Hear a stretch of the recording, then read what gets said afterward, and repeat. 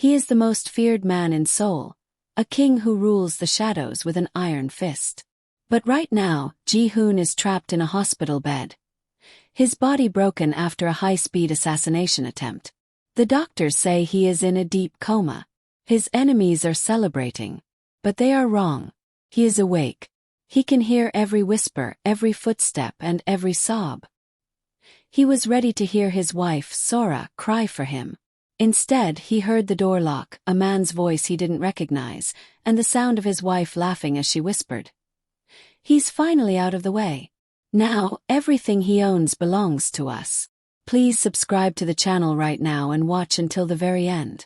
You do not want to miss the moment he finally opens his eyes.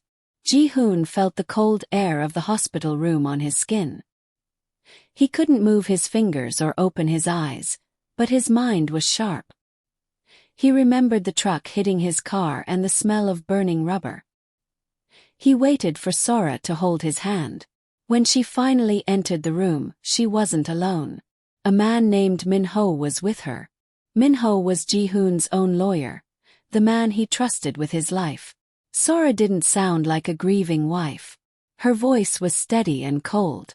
She told Min-ho that the doctors were fooled.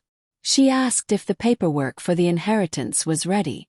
Ji-hoon felt a physical pain in his chest that was worse than his broken ribs.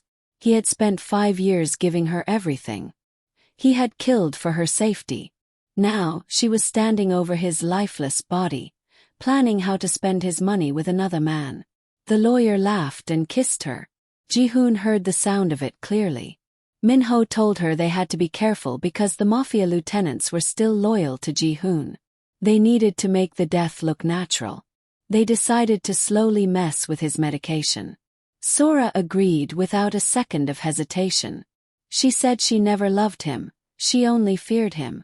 Outside the room, Ji-hoon's loyal bodyguard, Sang-woo, was pacing. Ji-hoon prayed that Sang-woo would come in. He needed to signal him, but his body was a prison. Sora walked to the door and told Sang-woo to go home and rest. She acted like a heartbroken widow. Her voice cracked perfectly. Ji-hoon realized his wife was the greatest actress in the world. As the night grew quiet, Sora sat by his bed. She leaned in close to his ear. He could smell her perfume, the one he bought her for their anniversary. She whispered that she had been seeing Min-ho for 3 years. She told him about the secret meetings in the house he paid for. She teased him, knowing he couldn't hit back. Ji-hoon's rage began to burn. In the darkness of his mind, he stopped being a victim. He began to focus all his energy on his right index finger. He didn't want to wake up yet. If he woke up now, they would kill him before he was strong enough. He needed to play the game. He needed to be a ghost while he was still breathing.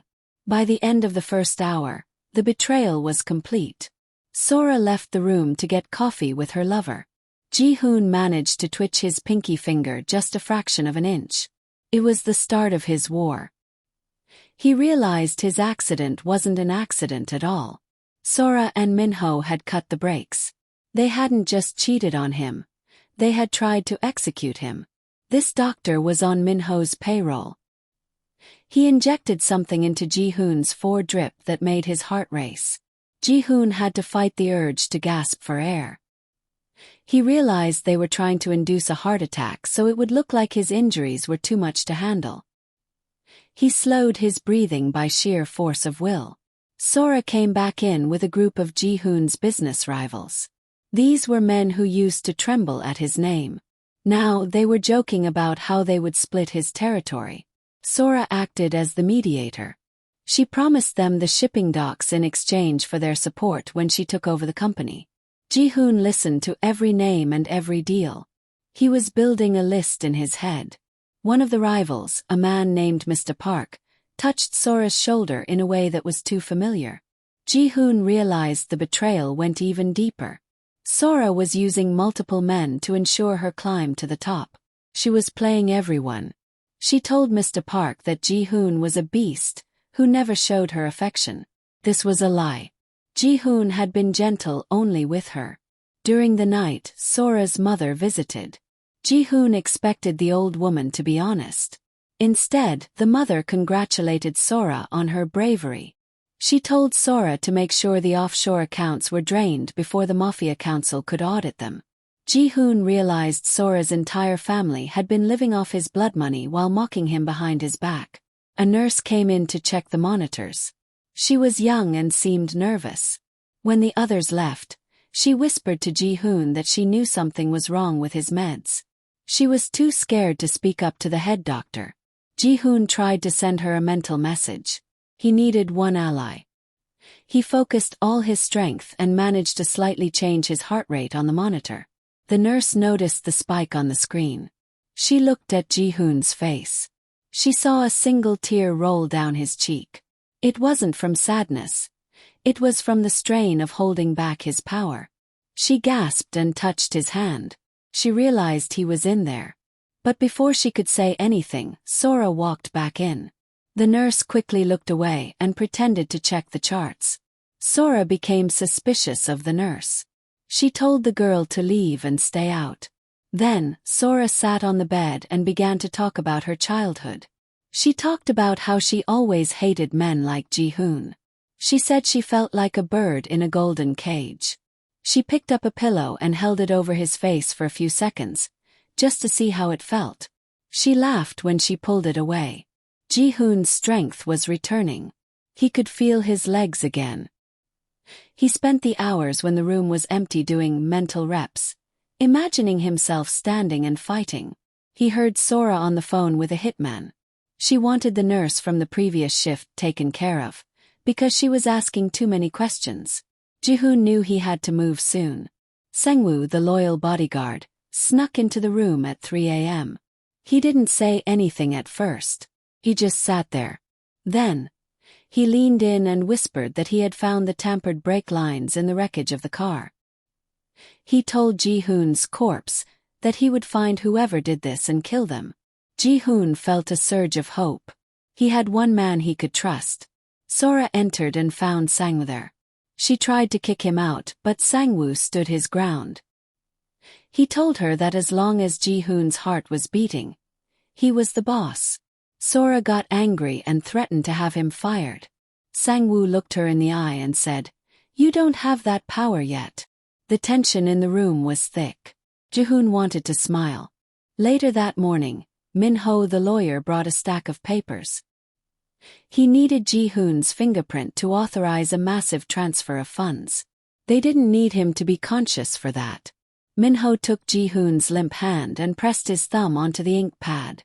Ji-hoon let his hand stay heavy. He didn't resist. He wanted them to think they had won. He wanted the paper trail to be clear. Sora and Min-ho began to argue. Min-ho was getting greedy. He wanted a bigger cut of the shipping business. Sora reminded him that she was the one who drugged Ji-hoon's tea the night of the accident to slow his reflexes. Ji-hoon's mind reeled. It wasn't just the brakes. She had poisoned him before he even got into the car. He had survived a double execution attempt.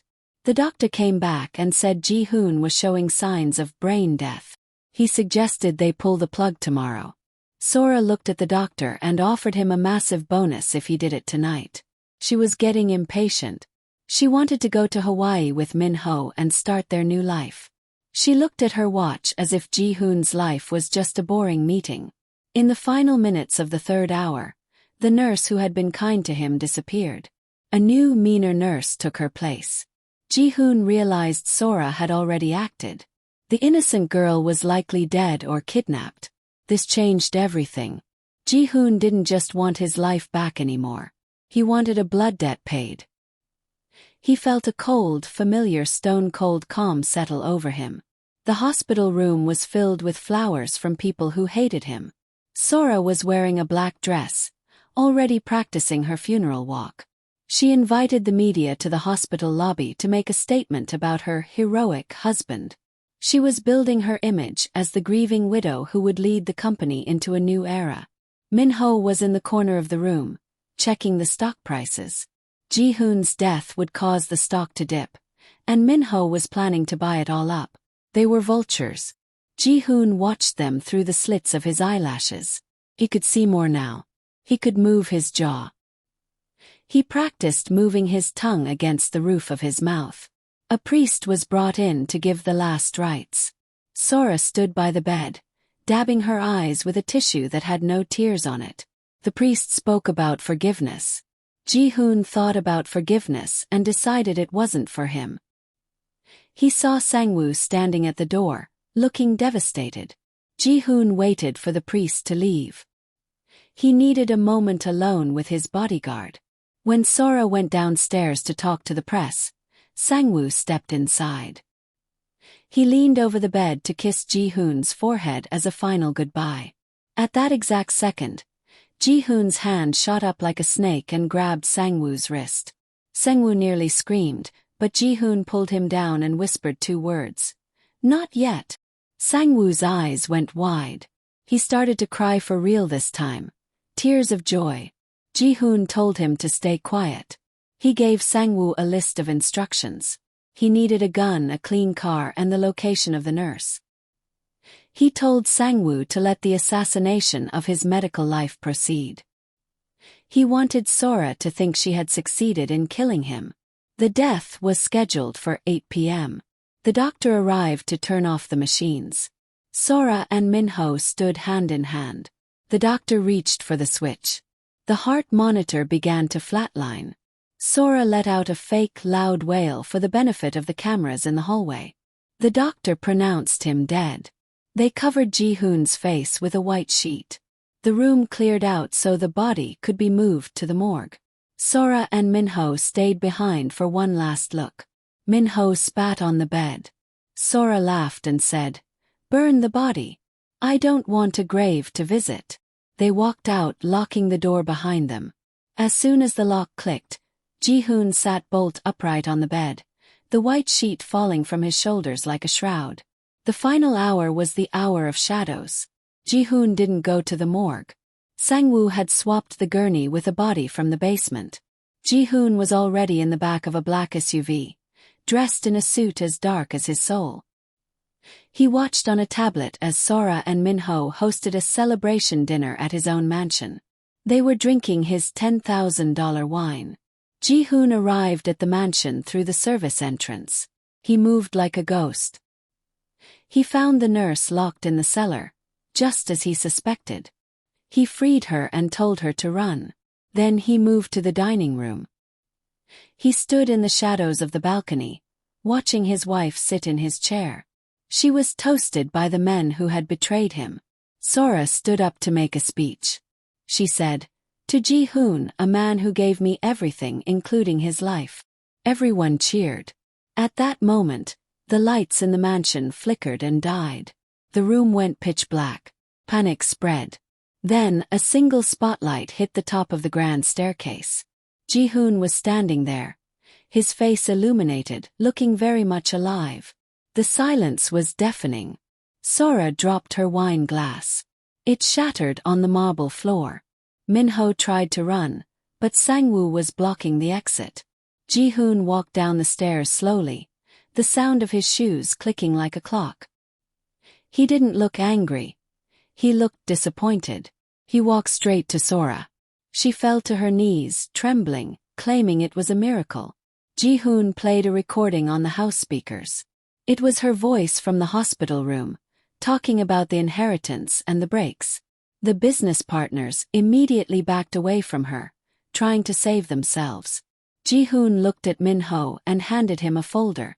It contained evidence of Minho's fraud that would put him in prison for life. Minho collapsed. Then he turned to Sora. She begged for mercy. She tried to touch his leg, saying she was forced into it. Ji-hoon leaned down and whispered the same thing she whispered to him in the hospital. "I never loved you. I only feared you." He didn't kill her. That would be too easy. He had the police and the Mafia Council waiting outside. She was stripped of everything, her name, her money, and her freedom. As Sora was dragged away, Ji-hoon sat back down in his chair at the head of the table. He poured himself a glass of water. He looked at Sang-woo and told him to clean the house. The betrayal was over, and the king was back on his throne. He had lost his wife, but he had found his power. He looked into the camera with a cold stare that promised he would never be fooled again.